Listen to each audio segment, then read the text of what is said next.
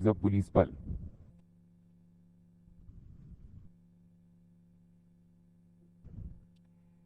13 सितंबर 2018 को 10:55 पर धीरती गांव के एक मकान में 3 विदेशी आतंकवादी होने की विशिष्ट सूचना प्राप्त होते ही सीआरपीएफ की एक छोटी टीम उस स्थान की ओर निकल पड़ी, जिसमें कांस्टेबल जाकिर हुसैन एक सदस्य के रूप में थे।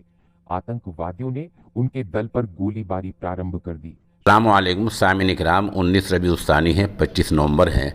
हमारी खबर का उन्वान है कांस्टेबल जाकिर हुसैन को सदर जमहूरिया से बहादुरी अवार्ड मिला। ये अवार्ड क्यों मिला, मामला क्या था, जाकिर हुसैन कौन हैं, ये तमाम बातें सुनने के लिए खबरों को कई हिस्सों में बांटा गया है। इसको ध्यान से सुनें।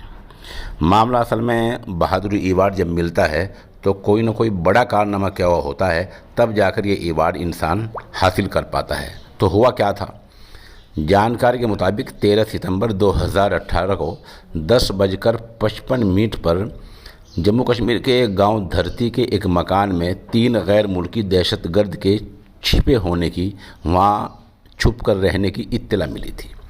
इसके बाद सीआरपीएफ की एक टीम इन दहशतगर्दों से मुकाबला करने के लिए निकल पड़ी थी, जिसमें कांस्टेबल जाकिर हुसैन भी शामिल थे।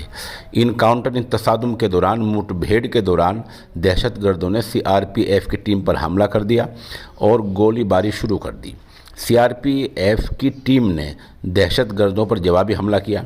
टीम में शामिल उप कमांडेंट यानी नायब कमांडर हर्षपाल सिंह के साथ मिलकर जाकिर हुसैन ने दहशतगर्दों को मुंह तोड़ जवाब देना शुरू किया। इसी तसादुम में एक दहशतगर्द मारा गया, वहीं 2 सख्त जख्मी हुए। जाकिर हुसैन और हर्षपाल को भी गोली लगी, जिसके बाद उन्हें अस्पताल में दाखिल करा दिया गया। कांस्टेबल जाकिर हुसैन की इसी बहादुरी की वजह से उन्हें हाल ही में मुल्क के सदर जमहूरिया रामनाथ कोविंद से शौर्य चक्र यानी बहादुरी अवार्ड मिला है। बहरहाल इसमें ख़ास बात ये रही कि जाकिर हुसैन गोली लगने के बावजूद भी तब तक वहाँ मुकाबले में डटे रहे, तब तक तीनों दहशतगर्द गिर नहीं गए ज़मीन पर।